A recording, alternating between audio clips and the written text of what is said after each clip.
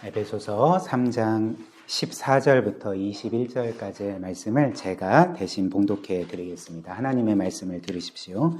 이러므로 내가 하늘과 땅에 있는 각 족속에게 이름을 주신 아버지 앞에 무릎을 꿇고 비노니 그의 영광의 풍성함을 따라 그의 성령으로 말미암아 너희 속사람을 능력으로 강건하게 하시오며 믿음으로 말미암아 그리스도께서 너희 마음에 계시게 하시옵고 너희가 사랑 가운데서 뿌리가 박히고 터가 굳어져서 능히 모든 성도와 함께 지식에 넘치는 그리스도의 사랑을 알고 그 너비와 길이와 높이와 깊이가 어떠함을 깨달아 하나님의 모든 충만하신 것으로 너희에게 충만하게 하시기를 구하노라. 우리 가운데서 역사하시는 능력대로 우리가 구하거나 생각하는 모든 것에 더 넘치도록 능히 하실 이에게 교회 안에서와 그리스도 예수 안에서 영광이 대대로 영원 무궁하기를 원하노라. 아멘. 오늘도 우리가 지난주에 이어서 이 사도 바울의 기도에 대해서 함께 살펴보도록 하겠습니다. 우리가 지난주에 본 사도 바울의 기도는 그 에베소 교회 성도들을 향한 기도였고 1차적으로요. 그러나 더 나아가서 이후에 구원받을 모든 성도들을 향한 기도였다는 것 우리가 함께 살펴보았죠. 그리고 이 기도는 바울의 기도일 뿐만 아니라 이제 우리의 기도이기도 합니다. 즉 우리가 우리 자신에 대해서 또 우리 서로에 대해서 늘 힘써 해야 될 기도가 오늘 에베소서 3장의 기도라 할 수가 있는 것이죠. 그리고 또한 우리가 지난주에 본 것처럼 당시 에베소 교회 성도들은 큰 낙심함 가운데 있었습니다. 왜냐하면 이 에베소서를 쓸 당시에 사도 바울은 로마의 감옥에 갇혀져 있었기 때문에 그렇습니다. 그래서 자신들의 목자가 이렇게 로마 감옥에 갇혀 있었던 것 때문에 이들이 크게 낙심해 있었고 그런 이유로 사도 바울은 이들에게 힘을 주고자 이들을 위로하고 다시금 믿음 안에서 굳게 세우고자 지금 하나님께 간절하게 기도하고 있는 것입니다. 그렇다면 사도 바울이 이들과 우리를 위해서 어떻게 기도했을까요? 세 가지로 기도했는데 지난주에 두 가지를 살펴보았죠. 첫 번째는 사도 바울은 하나님께서 성령으로 우리의 이 영혼을 속사람을 강건하게 해주시기를 기도했습니다. 참 여러분들도 아시다시피 인생이 쉽지 않지 않습니까? 늘 우리의 삶 가운데 문제가 끊이지 않고 어떤 면에서 고통 없는 삶은 없는 것이 확실한 것 같습니다. 우리 자신을 보고 또 이 세상 살아가는 사람들을 봐도 우리는 이 땅에 살아가는 동안 반드시 문제를 겪게 되는데요. 그런데 그런 가운데 우리의 이 겉사람인 육신이 아무리 강건하다 할지라도 우리의 속사람인 영혼이 연약하고 힘이 없으면 사실 그 문제들 가운데 우리는 주저앉을 수밖에 없습니다.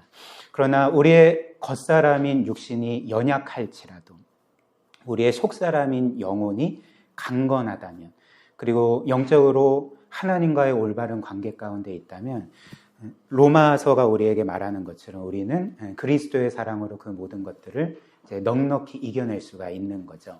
그래서 이런 이유로 사도 바울은 우리의 겉사람도 중요하지만 우리의 속사람인 영혼이 성령으로 강건하게 되기를 구한다. 내가 간절하게 기도한다.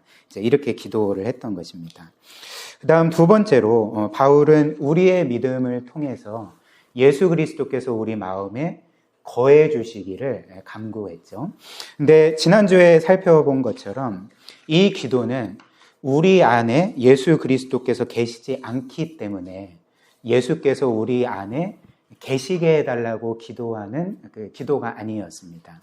성경이 우리에게 알려주는 것처럼 우리가 예수 그리스도를 믿고 구원받는 즉시 예수께서는 성령으로 우리 안에 들어와 계시는 거죠. 지난주에 제가 예로 들었던 그 내 마음의 집 그리스도, 내 마음 그리스도의 집 그 내용처럼 예수 그리스도께서는 우리 마음에 들어오시고 우리를 늘 지키시고 우리와 교제하기를 원하시는 거죠.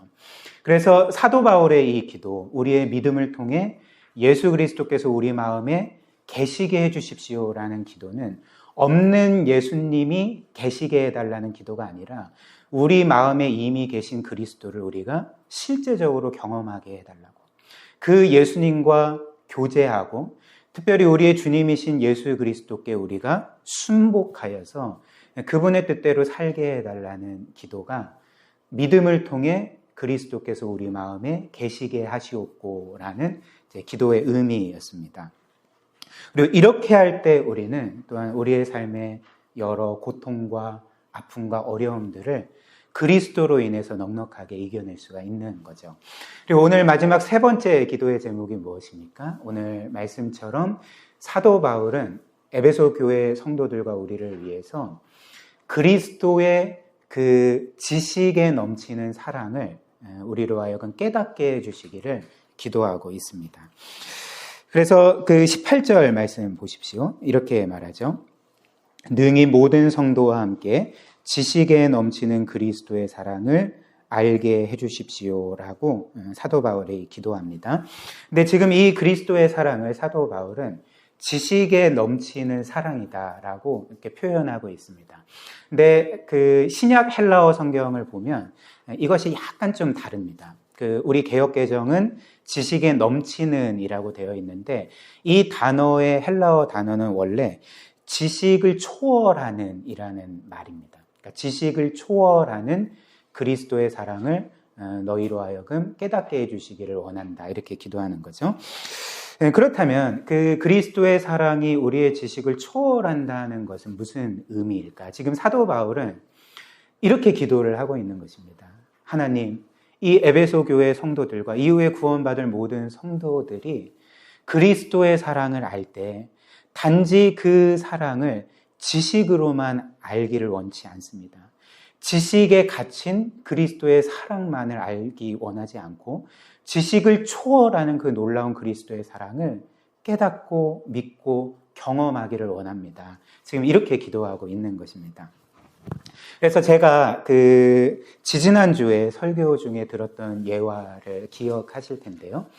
스위스의 알프스 산맥 있지 않습니까? 아마 세계적으로도 가장 아름다운 곳 중에 하나이라 생각을 하는데 그 알프스를 글로 아는 것, 그러니까 알프스를 묘사한 글을 읽는 것하고 그 알프스에 직접 가서 그 모든 아름다운 광경을 보고 경험하는 것하고는 사실 하늘과 땅 차이지 않습니까? 그래서 그 알프스 산맥은 그 높은 산맥이 하늘까지 뻗어 있고 파란 하늘에 푸른 들판들이 펼쳐져 있고 온갖 들꽃들이 아름답게 피어 있습니다. 이런 글을 읽는 것하고 직접 가서 보는 것하고는 정말 좁힐 수 없는 차이가 되는 거죠. 그래서 우리가 알프스를 묘사한 글을 읽는 것이 이런 지식에 갇힌 알프스에 대한 지식이라면 우리가 알프스에 직접 가서 보고 경험하는 것은 어떤 것이 될까요? 그러니까 지식을 초월하는 알프스에 대한 경험이 된다는 거죠. 그러니까 마찬가지로 그리스도의 사랑도 이렇습니다. 우리가 그리스도의 사랑을 알 때 단지 어렸을 때 그냥 주일학교에서 배웠으니까 뭔가 교리에서 배웠기 때문에 학습된 지식으로 아는 그리스도의 사랑과 자신이 성령의 은혜 가운데 실제적으로 경험하고 누리게 되는 그리스도의 사랑은 완전히 다른 거죠. 전자는 지식에 갇힌 사랑이라면 후자는 지식을 초월하는 그리스도의 사랑인데 오늘 사도 바울이 바로 이 후자, 우리의 지식을 초월하는 우리의 마음을 진정으로 변화시키고 감격해하고 우리의 삶 자체를 놀랍게 변화시킬 수 있는 능력이 있는 그 지식을 초월하는 그리스도의 사랑을 우리로 하여금 깨닫게 해주시기를 원합니다. 이렇게 간절하게 기도하고 있는 것이죠. 그래서 사도 바울은 이어서 이 지식을 초월하는 그리스도의 사랑을 이제 4가지 관점에서 설명해 주고 있습니다. 그 4가지 관점이 이제 19절인데요. 19절 한번 보십시오. 그 너비와, 즉 그리스도의 사랑의 그 너비와 길이와 높이와 깊이가 어떠함을 깨달아 하나님의 모든 충만하신 것으로 너희에게 충만하게 하시기를 구하노라. 그래서 이 말씀에 따르면 이제 그리스도의 사랑, 그 지식을 초월하는 그리스도의 사랑은 4가지 차원에서 우리가 생각할 수 있습니다. 그 사랑의 뭡니까? 너비, 그리고 길이, 높이, 깊이, 이렇게 네 가지. 그래서 우리도 이 차례대로 그리스도의 놀라운 사랑을 함께 살펴보도록 하겠습니다. 첫 번째로 이제 그리스도의 사랑의 너비인 거죠. 이 그리스도의 사랑의 너비, 혹은 너비는 폭을 가리키는 거죠. 이것은 무엇을 의미할까요?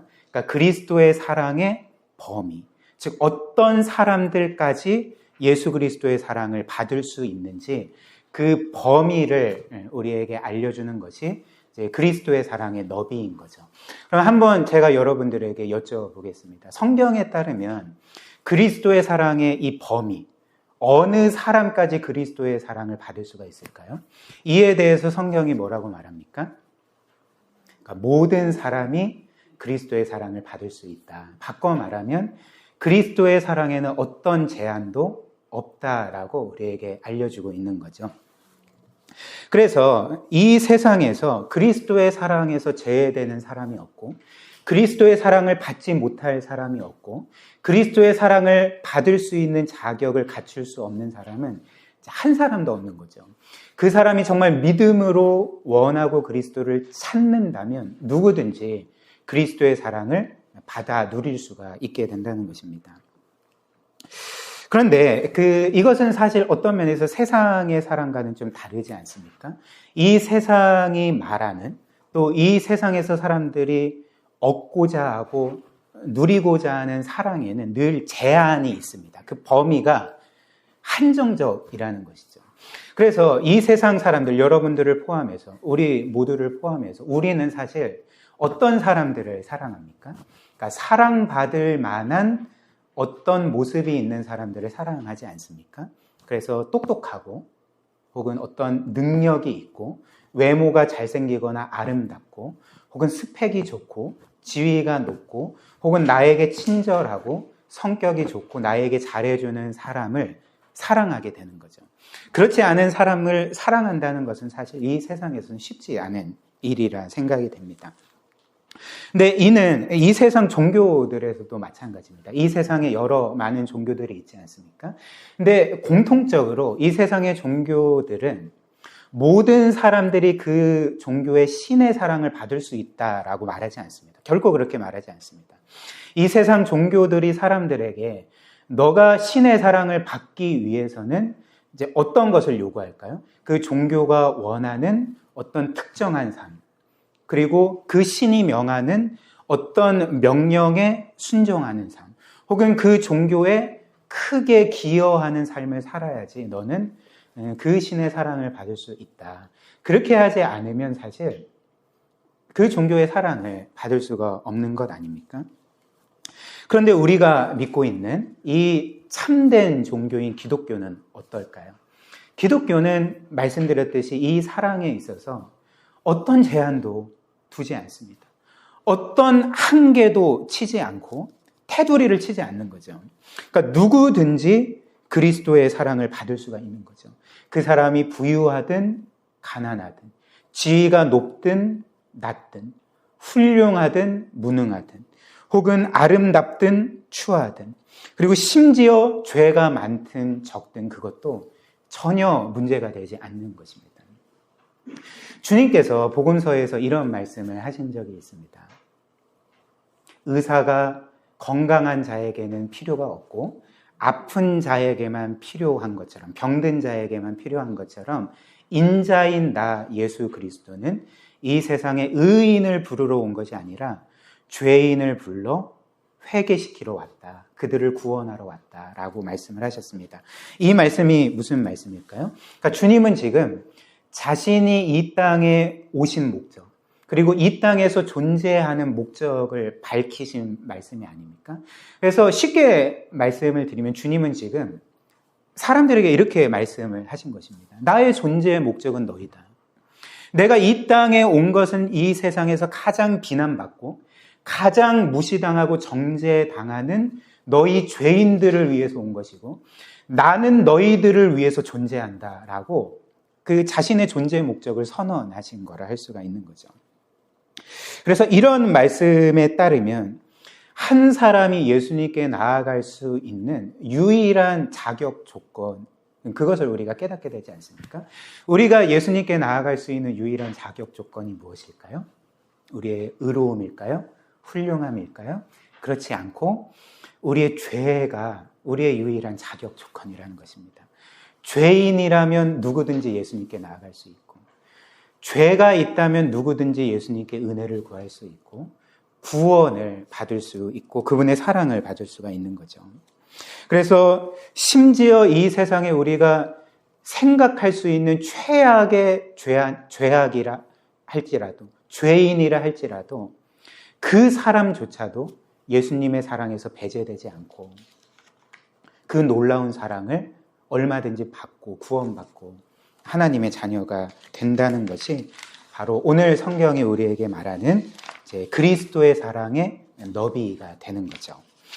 그 다음 두 번째로 그리스도의 사랑의 길이입니다.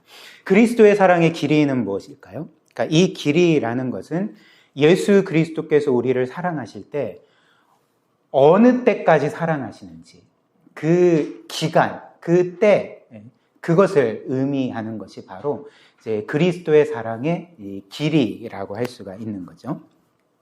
그래서 성경에 따르면 우리를 향한 이 하나님의 사랑, 그리스도의 사랑은 어느 정도까지 지속이 되겠습니까? 여러분들을 향한 하나님의 사랑이 과연 어느 때까지 지속된다 이렇게 생각을 하십니까?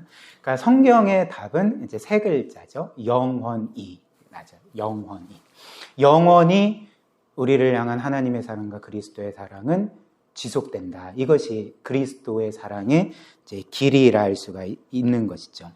몇 주 전 설교에서 제가 또 이런 예화를 든 적이 있는데요. 우리 태양계에 있는 유일한 항성인 태양이 있지 않습니까? 그 태양의 나이가 거의 한 40몇억 년 정도 되고, 그리고 이후에 79억 3천만 년이 지나면 그 태양조차도 소멸돼서 없어진다. 그렇게 말씀을 드렸습니다. 그런데 그 79억 3천만 년이 지나서 소멸될 그 태양이 실제적으로 소멸돼도, 그리고 이 우주 전체의 별들이 다 사라진다 할지라도 끝까지 남는 것이 하나 있는데, 그것이 바로 우리를 향한 그 하나님의 사랑, 우리를 향한 그리스도의 사랑만은 영원히 지속된다. 성경이 우리에게 그렇게 약속하고 있는 것입니다. 우리를 포함해서 사람들은 보통 이런 생각을 할 때가 있는 것 같습니다. 저도 그렇고요. 내가 이렇게 큰 죄를 지었는데, 내가 이렇게 신앙생활을 엉망진창으로 하는데, 내가 이렇게 하나님께 내세울 것도 없고 늘 부끄럽고 어떤 면에서는 정말 감추고 싶은 수치스러운 삶을 살아갈 때가 있는데, 하나님께서 과연 여전히 나를 사랑해 주실까? 혹시 나를 향한 하나님의 사랑이 중단되는 것은 아닐까라는 생각들을, 우리는 아닌 거라 분명히 알고 있지만 문득문득 그런 생각이 들 때가 있는 것 같습니다. 근데 우리가 이런 생각을 할 때, 이런 생각 이면에 있는 또 다른 생각이 뭔지 아십니까? 내가 이런 삶을 살기 때문에 하나님은 나를 더 이상 사랑해 주시지 않을 수도 있을 거야 라는 생각 이면에 있는 또 다른 생각이 뭔지 아십니까? 이제 그 생각은 뭐냐면, 하나님께서 나를 사랑하시는 이유는 내가 죄를 짓지 않기 때문에, 혹은 죄를 덜 짓기 때문에, 혹은 내가 하나님의 뜻대로 살기 때문에, 혹은 내가 완전하진 않지만 거룩하고 경건하게 살기 때문에 하나님은 나를 사랑해 주신다라고 하는 생각이 그 이면에 깔려 있는 거죠. 근데 제가 그 설교 중에 여러 차례 여러분들에게 말씀드린 것처럼 사실 우리 인생은 하나님 앞에 늘 죄인으로 설 수밖에 없습니다. 우리가 하나님께 드릴 수 있는 그 유일한 것이 뭐라고 말씀드렸습니까? 그러니까 우리가 하나님께 드릴 수 있는 것은 사실 죄밖에 없습니다. 이사야 선지자가 말한 것처럼 우리의 최상의 의로움이라 할지라도 하나님께는 더러운 옷과 같다 이렇게 말씀하지 않았습니까? 그러니까 우리의 어떤 겉보기에 선하고 의로운 행위조차도 늘 우리의 자기중심성과 우리의 죄악과 욕심이 섞여 있고 그것에 묻어 있는, 하나님이 온전히 받으실 수 없는 것이고, 우리의 그런 선하고 착하고 경건한 행실뿐만 아니라 우리는 늘 죄를 짓지 않습니까? 그렇기 때문에 늘 우리가 하나님께 드릴 수 있는 것은 죄밖에 없는 거죠. 그렇다면 한번 생각을 해보십시오. 우리가 얼마나 노력하면 하나님께 충분히 사랑받을 자격을 갖추게 될까요? 혹은 우리가 얼마나 잘 살면 우리를 향한 하나님의 사랑이 영원히 지속될까요? 그러니까 그런 일은 일어날 수 없는 거죠. 그러니까 하나님이 우리와 같은 죄인들을 사랑해 주시는 것은 그 이유가 우리에게 있지 않고 하나님께 있는 거죠. 하나님이 우리를 사랑해 주시는 이유가 그렇다면 무엇일까요? 그 이유는 바로 우리가 사랑받을 만한 어떤 것을 갖추었기 때문이 아니라 그 하나님의 사랑이 완전하기 때문에, 그 하나님의 사랑이 무한하기 때문에 우리와 같은 죄인조차도 사랑하시기에 충분하고도 남을 정도로 우리를 그토록 사랑하신다는 것을 우리가 성경을 통해 늘 깨닫게 되지 않습니까? 또한 하나님의 그 완전하심이 결코 변할 수 없는 것처럼 우리를 향한 하나님의 사랑이 결코 변할 수 없기 때문에 하나님은 어떤 일이 일어나도 우리를 영원히 사랑하시고 그 사랑은 결코 취소되거나 중단되지 아니하고 영원히 우리에게 부어진다는 것입니다. 이것이 바로 두 번째 그리스도의 사랑의 길이가 된다는 거죠. 그 다음 세 번째로 그리스도의 사랑의 높이입니다. 높이. 이 그리스도의 사랑의 높이는 무엇일까요? 그리스도께서 그분의 사랑으로 우리를 얼마나 높이시는지, 얼마나 우리를 영광 가운데 끌어올리시는지를 의미하는 것이 이 그리스도의 사랑의 높이라 할 수가 있는 것입니다. 그렇다면 그리스도의 사랑은 우리를 얼마나 높이 올릴까요? 성경에 따르면 하나님께서는 이 그리스도의 사랑으로 우리를 하늘 높이 올리셔서 그리스도와 함께 그 하늘 보좌에 앉히시는 거죠. 에베소서 2장 5절과 6절 한번 보십시오. 제가 나눠드린 그 악보 뒷면에 프린트되어 있습니다. 에베소서 2장 5절과 6절에서 사도 바울이 이렇게 말합니다. 허물로 죽은 우리를 그리스도와 함께 살리셨고 너희는 은혜로 구원을 받은 것이라. 또 함께 일으키사 그리스도 예수 안에서 함께 하늘에 앉히셨다. 이렇게 말씀을 합니다. 이 말씀이 우리에게 알려주는 사실은 무엇일까요? 그러니까 하나님께서는 그분의 사랑으로, 그리스도의 사랑으로 죄와 사망의 권세 아래 있고 영적으로 가장 밑바닥에 있던 우리를 구속하셨을 뿐만 아니라 더 나아가서 우리를 하늘 높이 끌어올리셔서 그 하늘 보좌에 예수 그리스도와 함께 앉히셨다. 이렇게 말씀을 하는 거죠. 특별히 하늘 보좌가 의미하는 바가 무엇입니까? 그러니까 우주 만물을 다스리는 그 만왕의 왕이신 하나님의 자녀로서 그리스도와 이 세상 만물을 함께 다스리는 위치에 우리를 그 영광스러운 지위에 세우셨다라고 말씀을 하는 것 아닙니까? 사랑하는 여러분, 사실 하나님께서는 죄인일 뿐이고 아무 자격과 공로 없는 하나님을 인정하지도 않고 찾지도 않고 그분을 바라지도 않던 우리를 그 죄와 영원한 사망으로부터 구원하신 것 자체도 너무나도 놀라운 은혜가 아닙니까? 그 아들을 희생시키시면서까지 우리를 구원하신 것도 너무나도 놀라운 은혜인데 오늘 에베소서 2장이 우리에게 알려주는 것처럼 더 나아가서 우리를 가장 영광스러운 자리로 그 자리에 앉게 하셨다. 우리를 그렇게 영화롭게 하셨다. 우리를 그토록 한 존재가 가장 높이 올라갈 정도보다 더 높은 곳에 우리를 세우셨다. 우리에게 이렇게 말씀하시는 것이 너무나도 놀랍지 않습니까?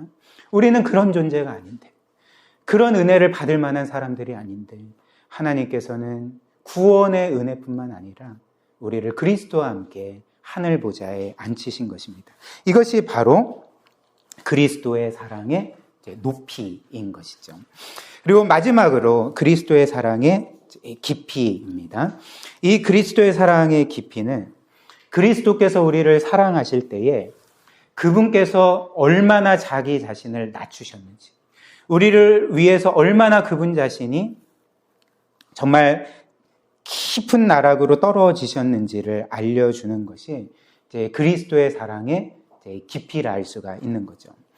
일단 예수님께서 우리를 구원하시기 위해 어느 정도까지 내려가셨습니까? 그 우주 만물을 말씀 한마디로 창조하신 그 무한하신 하나님께서, 그 우주 만물보다도 크신 그 하나님께서 먼지와 티끌과 같은 우리와 같은 사람이 되셔서 이 세상에 내려오시지 않았습니까? 또한 이 세상에 내려오실 뿐만 아니라 그분 자신은 사실 이 세상에 거하시는 동안 왕으로 사신 것이 아닙니다.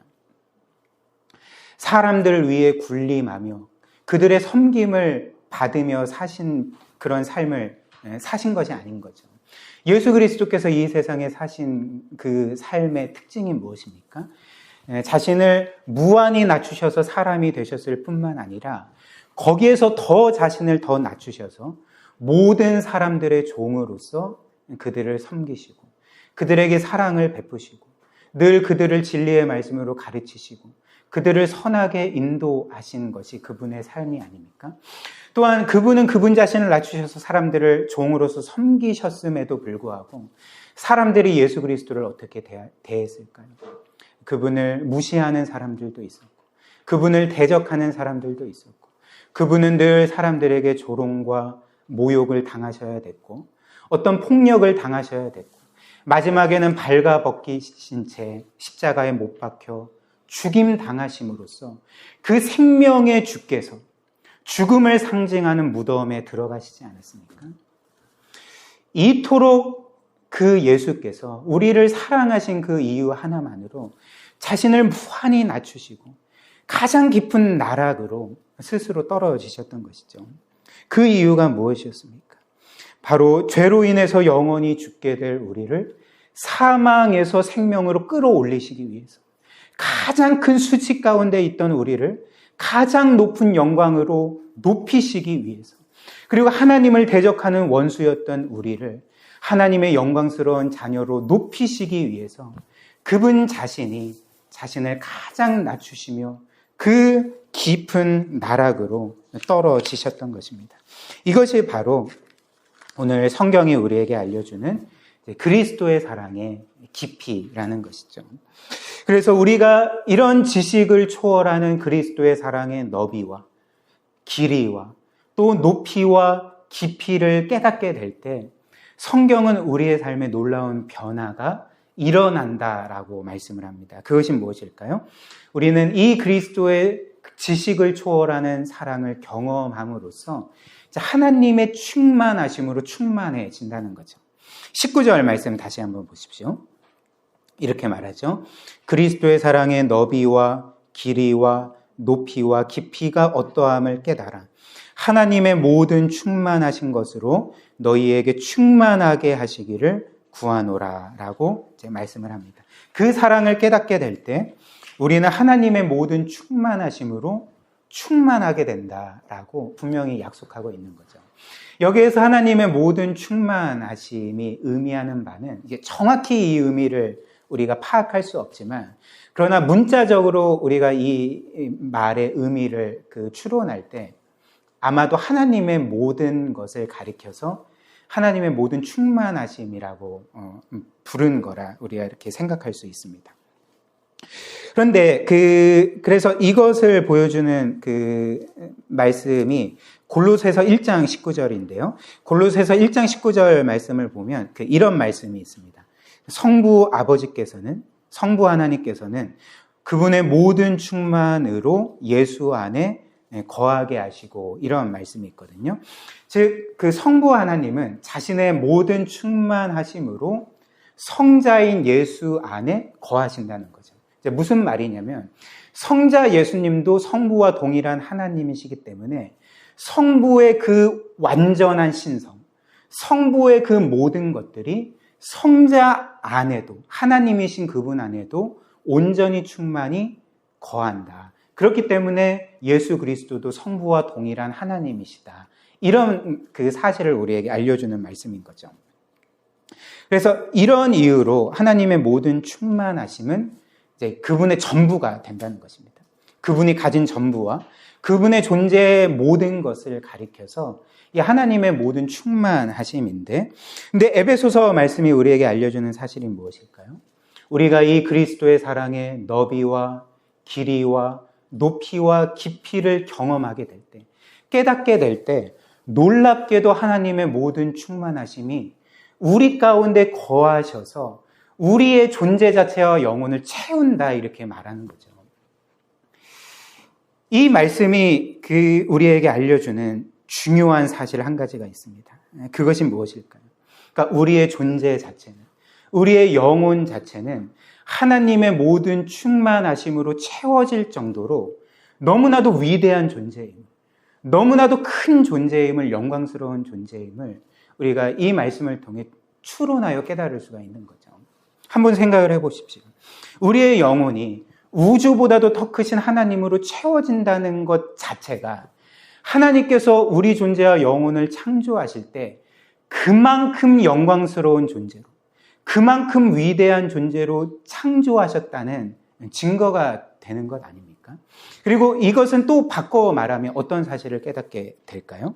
그러니까 우리의 영혼은 이 하나님으로서가 아니면, 하나님으로 채워지지 않는다면 그 어떤 것으로도 온전히 채워지지 않음을 우리가 깨닫게 된다는 것입니다.